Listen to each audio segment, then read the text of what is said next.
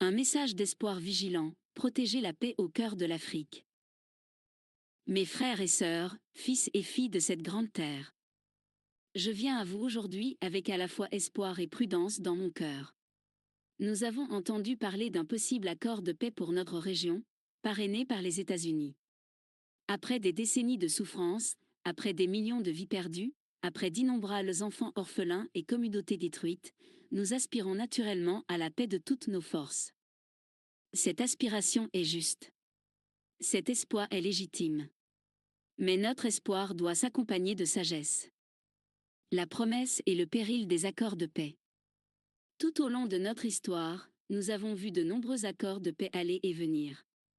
Des papiers signés lors de grandes cérémonies, des promesses faites avec des visages solennels, des poignées de main échangées devant des caméras qui flashent. Et pourtant, trop souvent, le sang continue de couler. Pourquoi en est-il ainsi? Pourquoi les accords de paix échouent-ils? Certains vous diront que c'est parce que nos conflits sont anciens et tribaux, que la violence est en quelque sorte dans notre nature. C'est un mensonge raconté par ceux qui profitent de notre division. La vérité est à la fois plus simple et plus complexe. Les accords de paix échouent lorsqu'ils servent les intérêts des puissants plutôt que les besoins du peuple. Ils échouent lorsqu'ils traitent les symptômes plutôt que les causes. Et surtout, ils échouent lorsque ceux qui ont bâti leur pouvoir sur le conflit craignent de perdre ce pouvoir dans la paix. Comprendre les forces obscures qui résistent à la paix. Nous devons comprendre qu'il y a parmi nous, et ceux qui influencent nos régions de loin, des personnes qui présentent ce que les chercheurs appellent les traits de la tétrade sombre, narcissisme, machiavélisme, psychopathie et sadisme. Ce ne sont pas que des termes académiques. Ils décrivent des schémas réels de comportement dont nous avons tous été témoins. Des dirigeants qui croient avoir droit au pouvoir et à la richesse, indépendamment des souffrances qu'ils causent.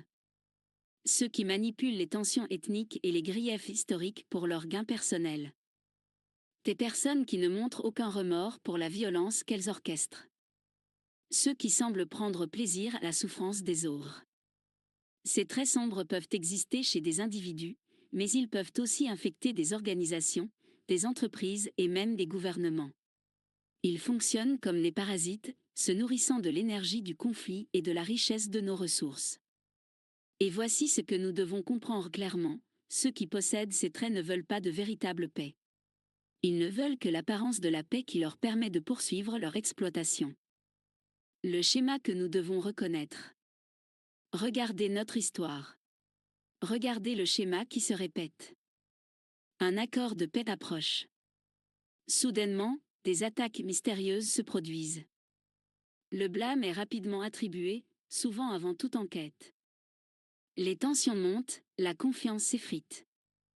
Le processus de paix s'effondre. Ceux qui profitaient du conflit continuent d'en profiter. Ce n'est pas une coïncidence. C'est une stratégie.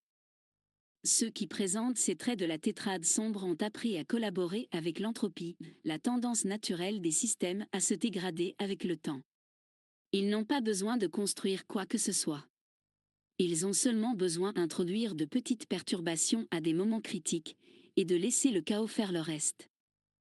Le danger particulier de ce moment. Cet accord de paix potentiel parrainé par les États-Unis représente à la fois une opportunité et un danger. L'opportunité est claire, une chance de mettre fin à la souffrance qui dure depuis trop longtemps. Mais le danger est tout aussi réel. Les forces suprémacistes, celles qui croient en leur droit inhérent de dominer les autres, n'accueillent pas favorablement les accords de paix qu'elles ne peuvent pas contrôler. Elles craignent les accords qui pourraient mener à la justice et à la responsabilité pour leurs crimes. Elles résistent à tout chemin qui pourrait révéler la vérité sur leurs actions. Et donc, à mesure que ce processus de paix se déroule, nous devons être préparés à des tentatives de le faire dérailler. Nous devons anticiper des éruptions soudaines de violence conçues pour déclencher des représailles. Des campagnes de désinformation qui attisent la peur et la division. Des manipulations économiques qui créent des difficultés et des blâmes. Des manœuvres politiques qui minent la légitimité du processus. Ce sont les outils qui ont été utilisés maintes et maintes fois pour maintenir nos régions en conflit. Ce sont les armes de ceux qui profitent de notre douleur. Notre réponse, vigilance sans cynisme. Cela signifie-t-il que nous devrions rejeter le processus de paix? Non. Cela ne servirait que ceux qui veulent que le conflit continue. Au lieu de cela, nous devons adopter une position d'espoir vigilant. Nous devons soutenir la paix tout en restant alertes aux tactiques qui la mineraient.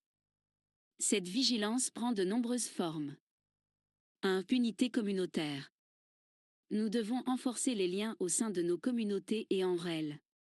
Lorsque nous sommes unis, nous sommes moins vulnérables à la manipulation.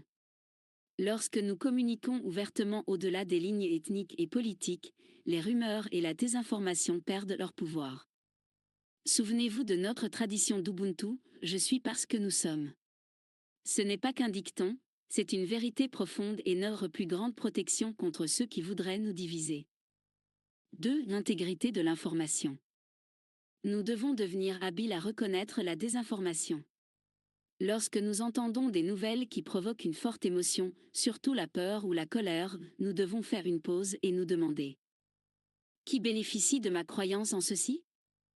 Cette information a-t-elle été vérifiée par plusieurs sources fiables? Est-ce que cela fait partie d'un schéma conçu pour perturber la paix? Partagez l'information de manière responsable. Une rumeur répétée devient une croyance, et une croyance peut mener à l'action, parfois une action violente. 3. Solidarité économique. Ceux qui profitent du conflit utilisent souvent la pression économique pour créer du désespoir. Lorsque les gens ne peuvent pas nourrir leur famille, ils deviennent vulnérables à la manipulation. Nous devons renforcer nos économies locales et nous soutenir mutuellement dans les moments difficiles. Partagez les ressources, les compétences et les opportunités. Construisez des réseaux économiques qui peuvent résister à la pression externe. Car conscience politique. Observez attentivement comment nos dirigeants politiques répondent au processus de paix. Parlent-ils de compromis et de réconciliation? Ou utilisent-ils un langage qui renforce la division et les griefs?